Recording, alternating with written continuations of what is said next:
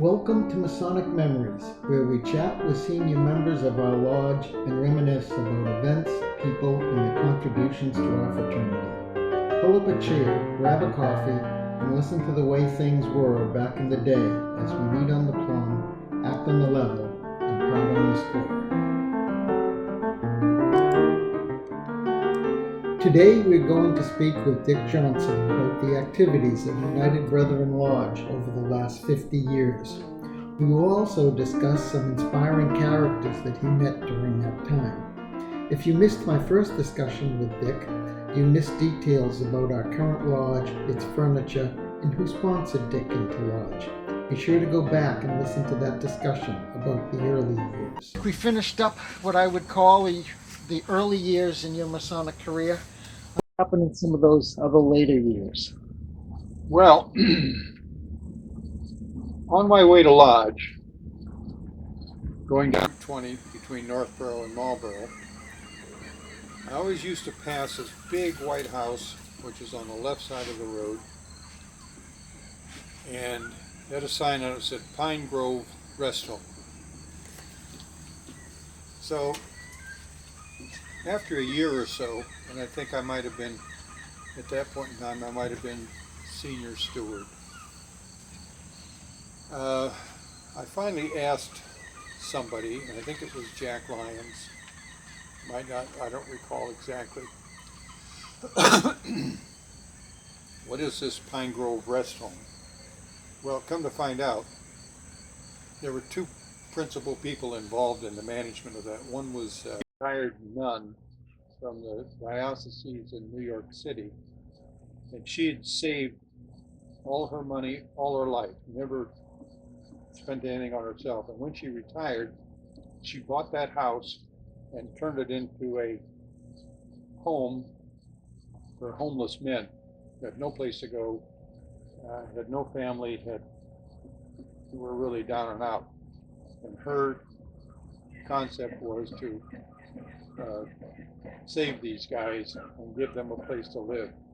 And she was assisted by Father Joe, who came from the Order of the Sons of Mary in Framingham. And he was an ordained priest. And Joe was kind of like a misfit or an outcast. So they found an opportunity to move him out to Marlborough and kind of keep him out of the Sons of Mary organization, but provide him with a purpose. So Father Joe was the guy who made things happen. He made sure that when the guys got up in the morning, they were fully dressed, they had a coat and tie on, and they were not laying around, they were outside. He made them go outside and just do something, whether it was just walk around or sit outside. And I would see these guys, and you could tell they were all hard luck individuals. And when Joe required them to put on a suit coat and a tie, or a sport coat and a tie, nothing ever matched. So it was an interesting thing that what I found out was that they had no funding other than Miss McGee was her name. Miss McGee's money, of course, would not last forever. So they did have some companies that used to pitch in once a year, and they used to donate a little bit of money. And so I came up with the idea that why doesn't the lodge do a Thanksgiving dinner? And I had a small school bus that I had repainted for my business, which we called the Baby Blimp. And I would take that bus and go to Pine Grove, pick up all the guys, take them down to the lodge, feed them a nice Thanksgiving dinner, and try to provide some form of entertainment. And sometimes the entertainment was Jack Lyons. And Jack used to have a concertina, and he would play Irish tunes on his concertina, and sometimes he had a flute that he played. And Jack was really quite an individual. And during those years, I used to go out to all of my business associates in companies that I worked for and worked with, and I would ask for cash donations for Pine Grove. And for probably 4, maybe 5 years, I used to be able to collect anywhere between $4,000 and $5,000, and then I would turn it over to Miss McGee, and she would use it to offset the expenses of the Pine Grove.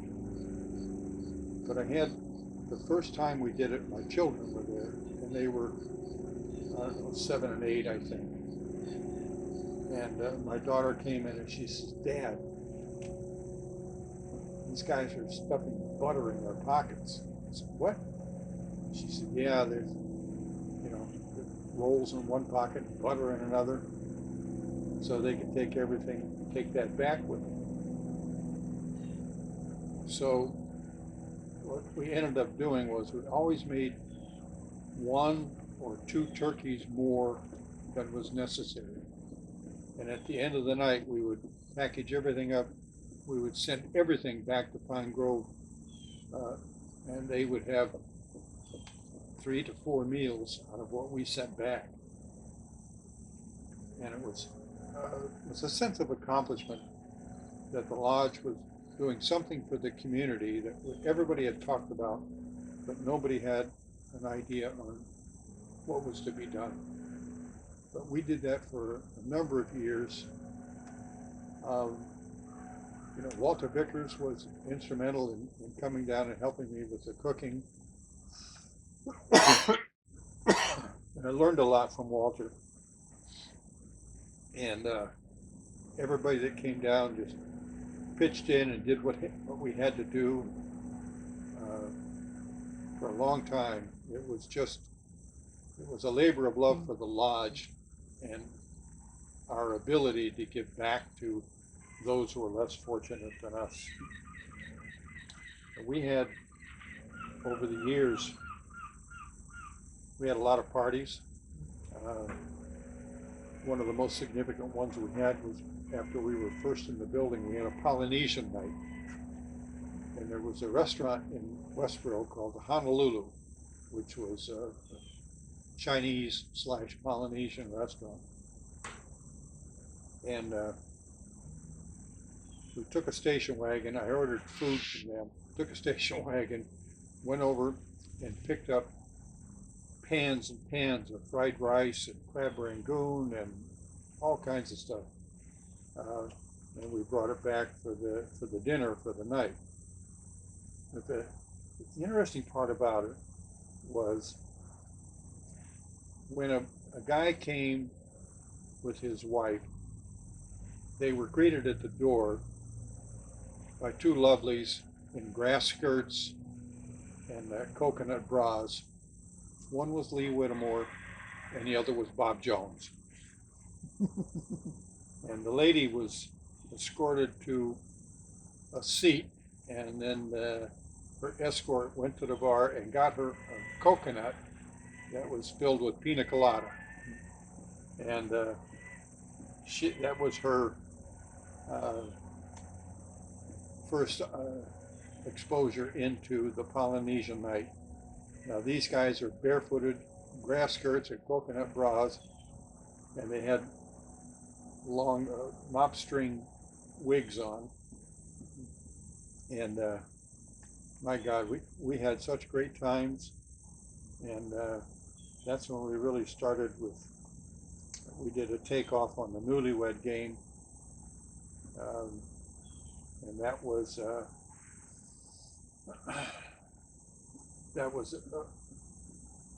an incredible knee slapper. Everybody we had people laying on the floor screaming and laughing with some of the responses that we had.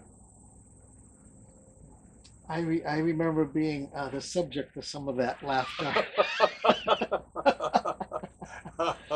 Yeah.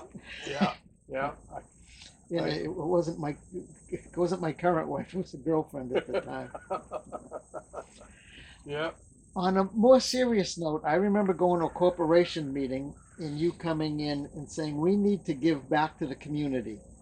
We don't pay any real estate taxes. We need to give back. Can you elaborate on your idea on what we did to give back that? Sure.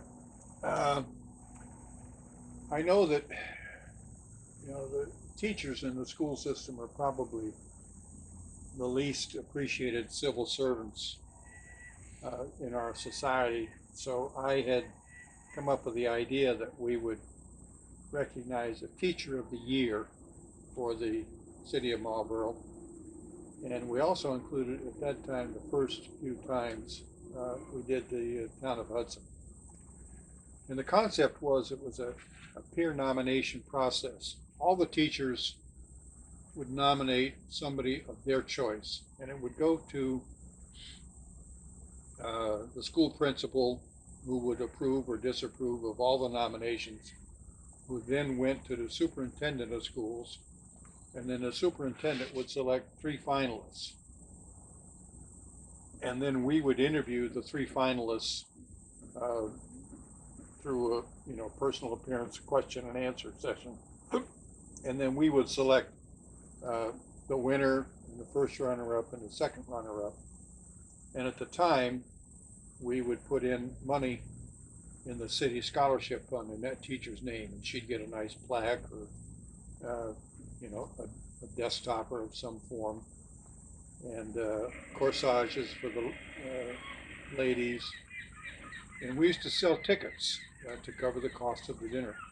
And the first few years that we did that, we used to get 80 to 100 people show up, and it was a celebratory night.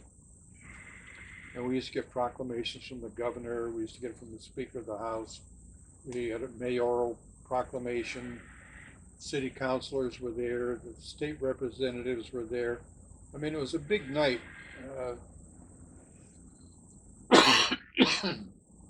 to recognize a teacher who went above and beyond to make an impact on the lives of children. So we expanded it, and we did the same thing for Town of Hudson. And then we tried Police Officer of the Year and Firefighter of the Year. So the Police Officer of the Year was going along well in the selection process until we got notified by the Attorney General's office that we could not do that they were not supposed to be recognized with any type of monetary consideration. So we switched that over to Firefighter of the Year, and we were really primarily interested in the first responders, the EMTs. And we get another notification from the Attorney General's office that we couldn't do it if that firefighter had police powers, such as an arson investigator. If he did that as part of his routine job, he could not be selected to be Firefighter of the Year. And it was, we felt that they were just pinpointing us and hammering us. So we dispensed with, after 2-3 years, we dispensed with Firefighter of the Year and just stayed with Teacher of the Year. So far, it's still going. It's changed dramatically. We don't have the attendance that we used to have, and they don't have the same organizational process that we did. So it's not what it used to be, but it's still, we still recognize the Teacher of the Year and make a big to-do about it. Dick, I remember going to lodge dinners and Judy Richards making a big fuss getting me my milk. I think I was the only one that drank milk at dinner time, and she would always make sure I had a big glass of milk there. Yeah. Until my wife got wind of it, and said I didn't need to be treated that way. Can you Well, talk to us a bit about the lodge dinners and the women's participation? yeah. It started off, we used to have a line officers dinner, and generally it was in August, and we would pick a restaurant that had a private room that we could go in and we could sit down, and this was the opportunity for the line to say goodbye to the marshal who was stepping out in September, and the master-elect could then introduce his appointment into line so that he and his wife felt like they were really being welcomed and appreciated. And we used to try various locales. And I remember one time uh, Jack Lyons, I don't remember what position he was in, but Jack said, "Oh, this is the lodge is picking up the tab." And of course, everybody's going, "Yeah, right, Jack. Yeah, you know that's true." So we went to Bishop's Restaurant in Lowell. And Jack ordered a 3-pound lobster. In fact, everything was Dutch treat. We took the bill and split it by the number of attendees, and that's what the cost was. But because Jack had ordered a 3-pound lobster, his dinner was like $60. And back then, that was a ton of money. So when the bill came, we took Jack's dinner out, split it between everybody else, and said, "Jack, your bill is $60. Jack got all flustered. Goes, "Well, I thought the lodge was picking it up." I said, "What? Do you actually believe that?" so, so we ended up with Eastern Star used to do our dinners, and it was always the same menu every third degree, and they only did it on third degrees. It was Swiss steak, mashed potatoes, and green beans and coffee. And I think the price of the dinner was like $7 a plate or something like that. But it never changed. You know, it was always. So when I became junior warden, might have been senior steward. No, might have been the senior deacon. I said to my wife, I think it's time we got a little creative and changed the dinner menu. Or Eastern Star didn't want to change, so they had it down. So she said, "Well, I can't do it by myself." So she talked to the line officers' wives, and they all agreed to come down and pitch in and put on the third degree dinners for the line or for the lodge. And they had some very, very delightful menu choices. I can remember one time they did seafood Newburgh. They did lasagna one time, and they tried to vary the menu, but it was all done by the line officers' wives. And what that did is it made the line officers' wives interact and bond with each other. So that as you went along year after year, you bring in a new lady to help, and she was part and parcel of the process. And getting them to work together and enjoy it made our lives a lot easier because they supported us in almost everything that we did. But that's kind of fallen by the wayside because we have a dinner every month. And some of the wives don't have the time or the inclination to do it anymore. But that's okay. It's an evolutionary process that things come and go. 1990, the year I was deputy grand master. It might have been Dave Silvernail told me about it. I think Dave was master in 1990, if I'm not mistaken. And David came to me and said that the city had approached him and asked if we would participate in that ceremony. So I said, certainly, what do we have to do? He said, well, we just have to go down to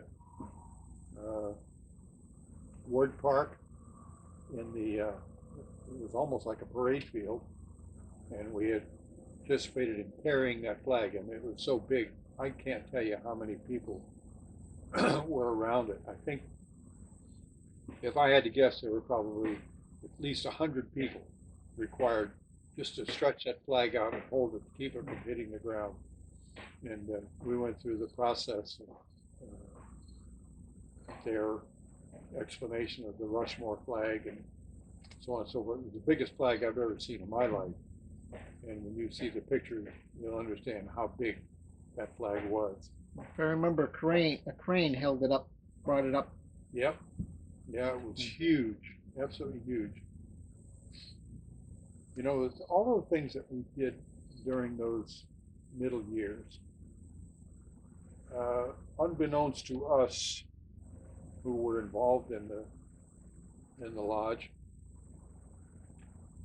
found that these things that we did created a bonding process between the members of the line. And it formed a very close relationship to which even today, 40 some odd years later, some of us are still sticking to that bonding that we've had. We formed friendships that have never been broken. And the support of the women and the creativity of a lot of people created this bonding process that every lodge needs to try to figure out what can I do to do the same thing, not the same activities, but to create that bonding that is so important to the officers of a lodge, which ultimately transcends to the members. It's a very important process that a lot of lodges don't have today. You've got some lodges can't fill the line, they have no attendance, but United Brethren is different. We do fill our line every year, and we do have a very active institution, and we have candidates, and we're very grateful for our success. Dick, I'm going to give you some names of people who helped you in Lodge and who you have helped in Lodge. As I mentioned the names, just tell us a little something about how your paths have crossed. Okay. John Vincent Lyons. Oh my God, Jack was an anchor in the process of going through the line. After his initiation, he became so enamored with the Masonic fraternity that it was almost part of his blood makeup. And Jack was doing whatever he could to keep the line strong and be an active participant. And during his tenure, I think he might have been junior warden, he went out and bought lapel pins, one for the master, one for the senior warden, and one for junior warden. And these were solid gold lapel pins. And we created a tradition that on every installation we would have a passing of the pin ceremony, because Jack felt that it was a very important part of the evolution of the line officers' advancement. So when Jack was senior warden, his life was cut short as he was a captain on the Marlboro Fire Department, and he was leaving the Pleasant Street station one evening, and his truck was parked across the street. And as he was walking across the street to his truck, there was a drunk driver come roaring up Pleasant Street and hit Jack. And Jack died as a result of that. never got to be master, but to this day, all these years later, we still honor him with the passing of the pin ceremony at every installation. He was a hell of a guy. He had, I'll tell you one thing about him. He was called out on his with his department one afternoon, for a brush fire, and he was a lieutenant at that time. And as he was going through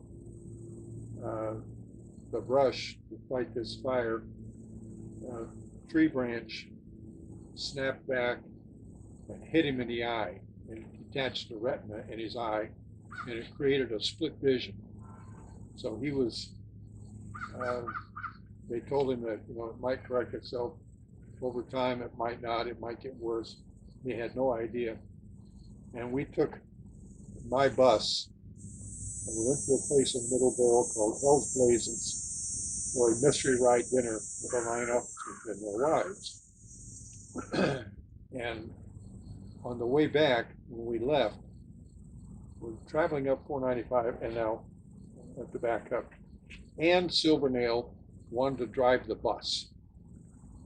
And Ann was probably 4 foot tall if she was an inch.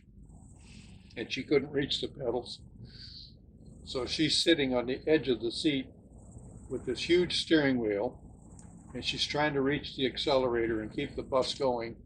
And it's in the middle of a deluge. I mean, it is so, rain was so heavy, you couldn't see 10 feet in front of the bus. So Ann's going, oh, it's so hard to see the road. I don't know where we're going to end up. So Jack is sitting at the back of the bus, and somebody says, don't worry, Ann. You got 36 pairs of eyes to help you. And everybody laughed, and it got real quiet. And all of a sudden, you hear Jack in the back going, 35. And Dick, I remember you had a very moving eulogy for Dick. For Jack. And that's still up in outside our lodge room on the wall. It is. It was, everybody loved Jack. I mean, it was a very difficult thing for all of us to do. I was district deputy at the time, and I was asked to give his eulogy. So I sat down and wrote something up, and we were at, was it the Baptist church?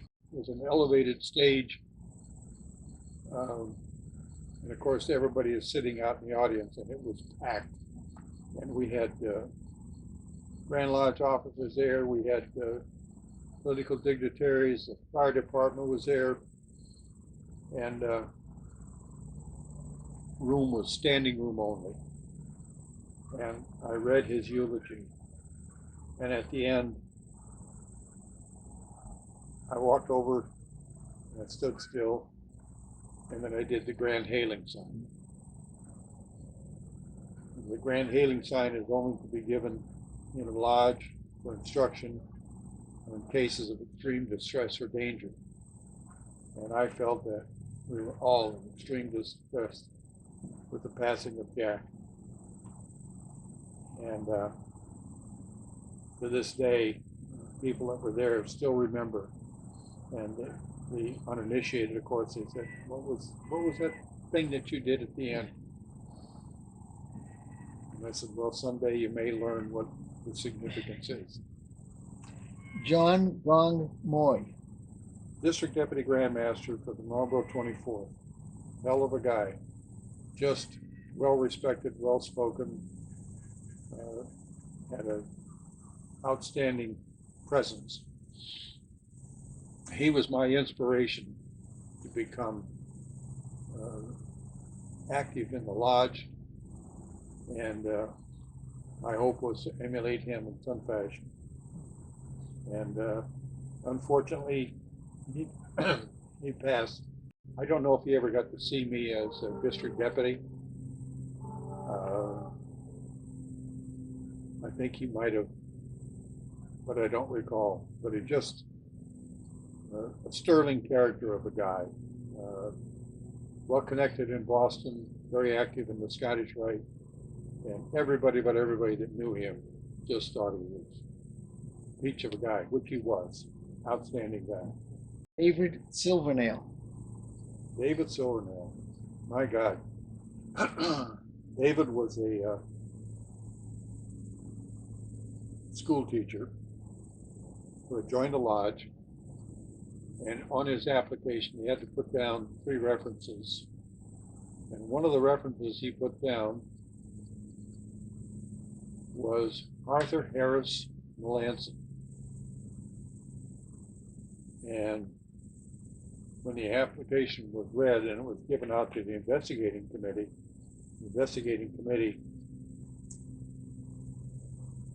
got a little nervous about it because Arthur Harris Melanson was Grand Master at the time being. He was teaching in the same school that David was teaching in. And everything went well, and David was elected to receive the degrees. Change in our taxes in the state of Massachusetts called Proposition 2.5. The Proposition 2.5 was had to do with property taxes and the assessments and so on and so forth. And in order to comply with the provisions, many schools had to cut positions, and they had to pare their budget and so on and so forth. So David's job was eliminated at the school he was teaching in. And David was at that time probably 53, 54 years of age. And everybody was very sad that David lost his job. And somebody came to me and said, you know, David was out cutting lawns for money. I said, really? Yeah. So here's this poor guy schlepping his lawnmower from place to place to cut people's lawns to earn money because he was out of a job. He had no retirement benefits, he had no separation, no nothing. Just, you're done, pack your stuff and leave. So I went to David and I said, David, you know, I could use somebody on my sales guide. And he said, well, you know, I don't know anything about selling tires. I said, I'll teach you everything you need to know. So he said, well, I'll give it a try. David came in, and I'll tell you, you couldn't ask for a more dedicated employee than Dave Silvernail. He was so firmly anchored, and he looked out for me and worked for me for a number of years. And I made him a vice president in the company. And his mother had passed away, and a few years later his father died. And David had to go take the stuff out of his father's house. So I used my van. We drove to New York, loaded the stuff that David wanted to keep, and we moved everything back to Marlboro. But he was such a great guy, gentleman of the first order, and when he got to be master, he created. We used to go to community theater productions. We used to have Dutch street dinners outside, and just the salt of the earth. And one day he came to me and said, Dick, he said, I want to open my own business. And I said, that's great, Dave. And he said, but it's in Florida. I said, oh. He said, yes. He said, Ann and I have discussed it, and we're going to move to Florida. And I said, okay. So he's telling me that he was going to open a business just like the one that I had. And he said, I'd like you to look at the agreement. And I said, okay. So I looked at the agreement. And I said, this is not a good agreement. He said, but I think it's a great opportunity. And I said, David, this is not in your best interest. So he said, well, I think I can make it work. I said, well, okay, I hope you can. So he moved to Florida, and after a year, he called me. He says, I'm in trouble.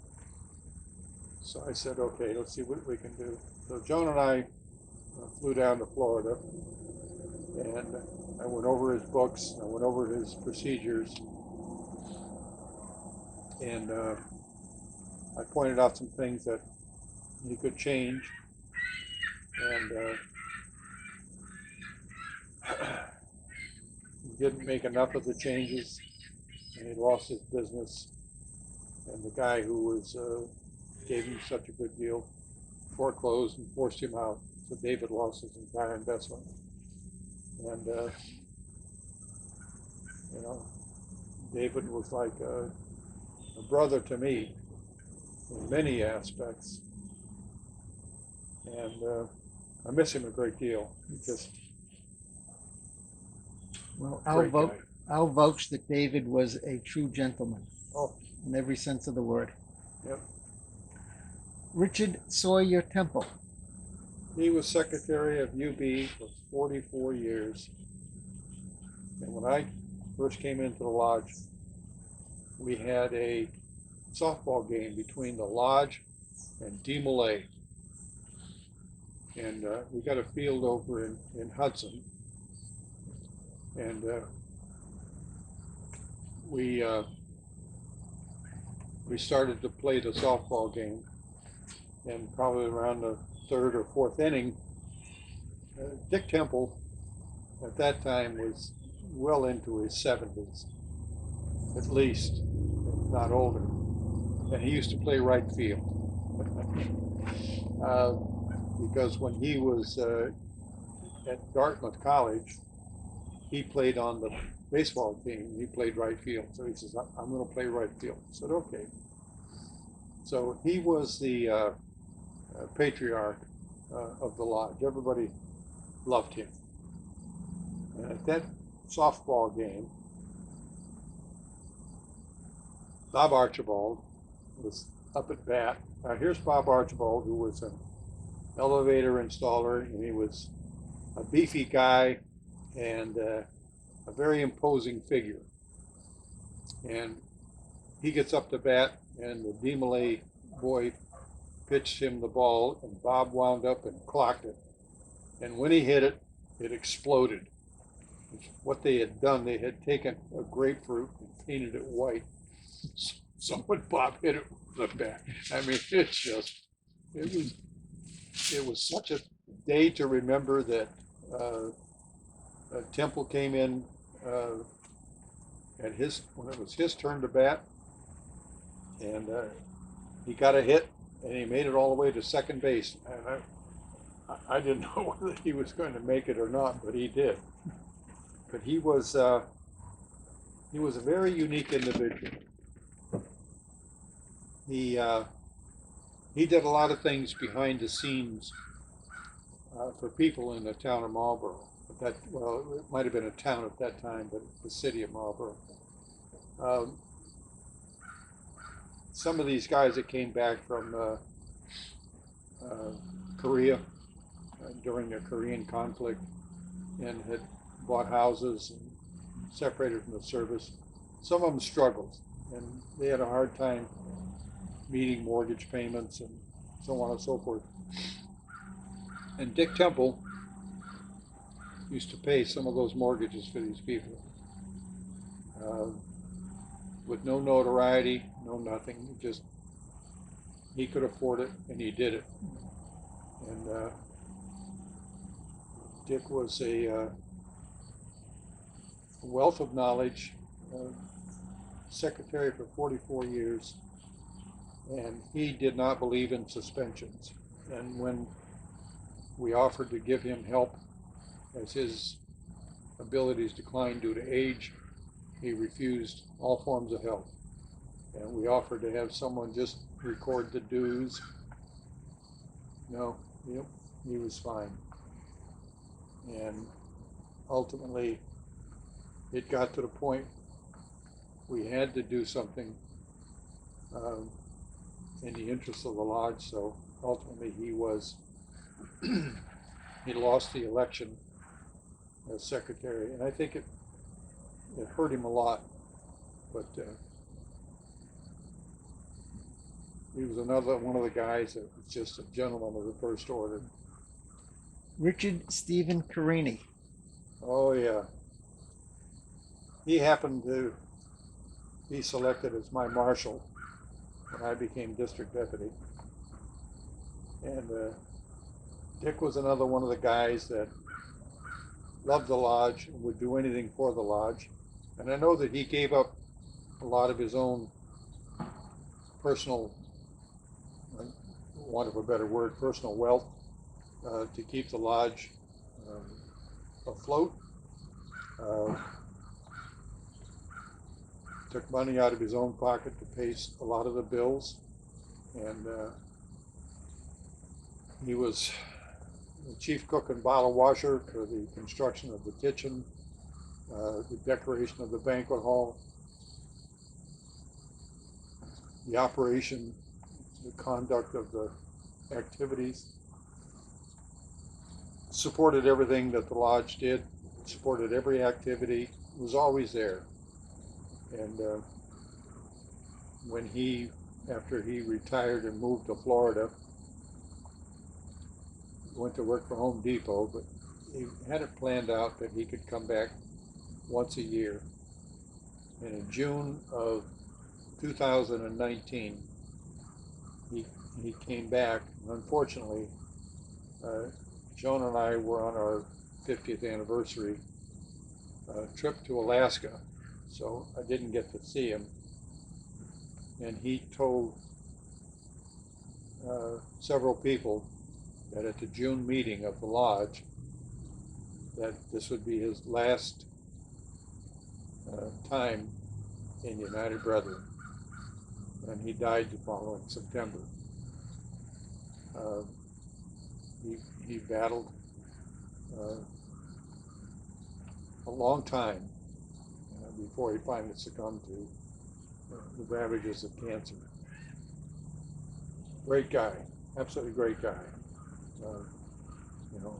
We fought like cats and dogs, but we loved each other like real brothers. Lee Thomas Whittemore. Lee was a funny guy. He had a sense of humor unequaled by anybody. And he used to have a silly little smirk whenever you were in a discussion with him and he'd start to smirk. You knew that his mind was going 1,000 miles an hour. And Lee was a young fellow, very progressive in thoughts for the lodge, and he died a very early death due to sepsis, and he will always be missed. In fact, Lee worked for the phone company. At that time it was New England Tel, and they had a learning center in Marlboro off of Elm Street. And after Lee's death, the phone company put a plaque on the wall commemorating the contributions of Lee Thomas Whittemore. And the building was being dismantled at one point in time, and Bob Archibald was over there,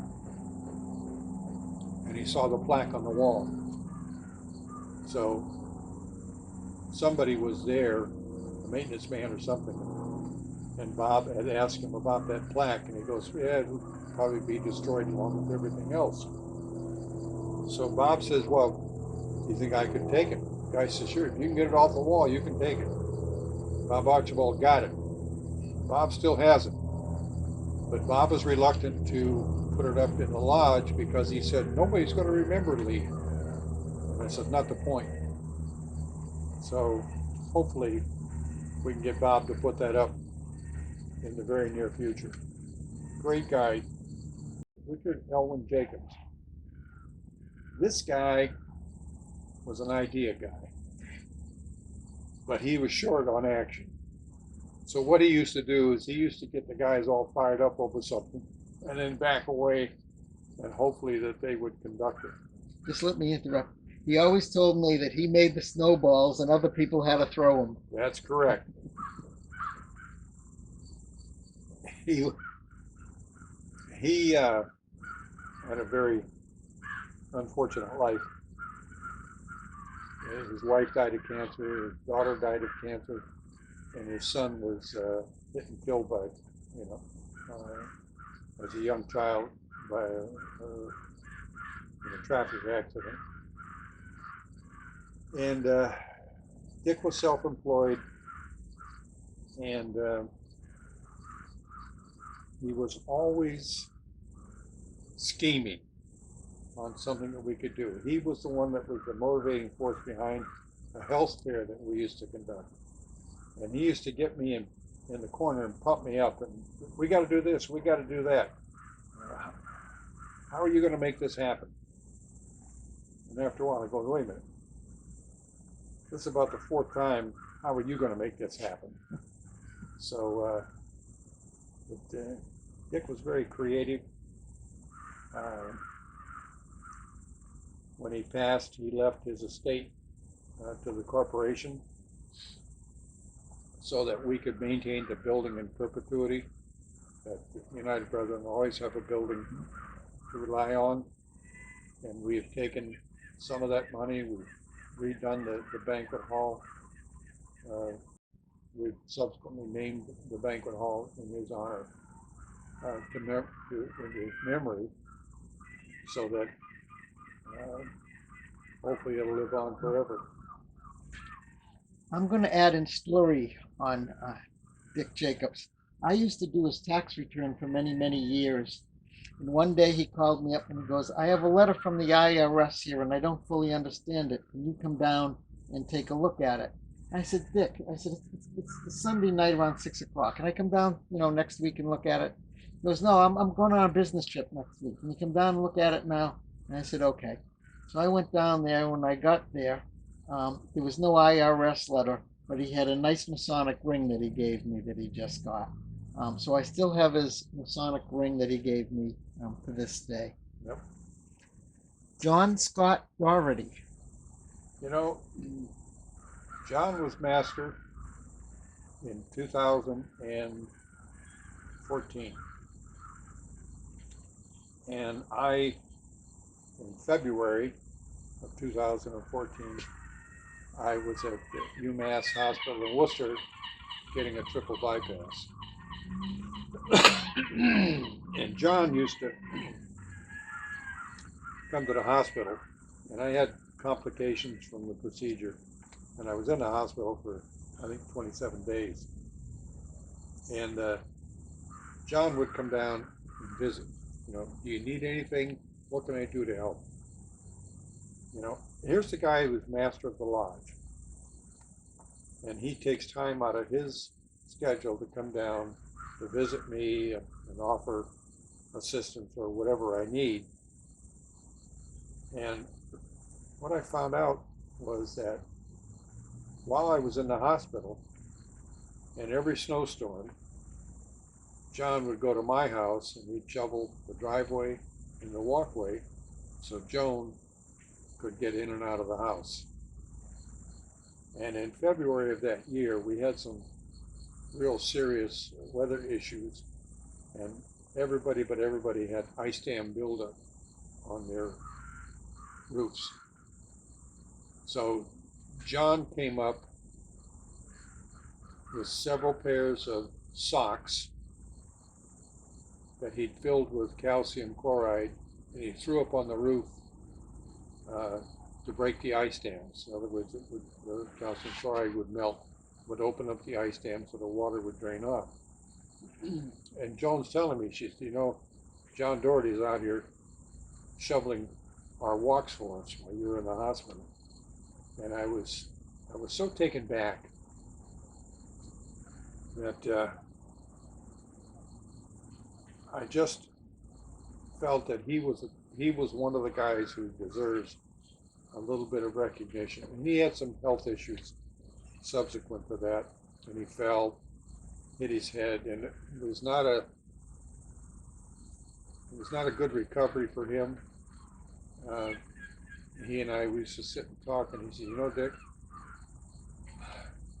I don't like the person I've become. I'm going, what are you talking about? And he says, I have no patience for anybody. He said, he was an accountant by trade. And he says, I look at numbers now and they don't mean anything to me. He said, I transpose numbers, things. He said, this thing has really changed me. He said, my personality is not the same. He said, I don't like what I see. I said, John, just get over it. And he was adamant. No, he was not the same person, and he felt that he was no longer relevant, and he was not going to help us anymore. So at one of the last meetings that he attended, up and cleaned out the gutters, and there were 2 black socks in the gutter. So I gave them to Joan, and Joan washed them. And I took them to lodge, and I asked permission from the master if I could use his marshal. And I asked the marshal to conduct John Doherty to the east for a presentation. So they brought him around, and he gets there, and he's looking at me like, what is this all about? And I reached in my apron pocket, and I pulled out a pair of socks. And I said, I was in my bedroom the other day, and I found these under the bed, and I said to Joan, where the hell these socks come from? She said, oh, those are John Doherty's. So I said, I'd like to give you back your socks. Wow. The lodge just went nuts. Doherty goes, I'll get even with you. And I'll just add that John was secretary of our lodge for a couple of years, and he was also the editor of the Trowel. Yep. For several years. Drayton Lysander Hanna. Drayton is an unusual guy. Very quiet, well-read, knowledgeable, dedicated, honest. Just a hell of a guy you want to be associated with. And he's had some health issues this past year. He seems to be on the mend. He's looking well.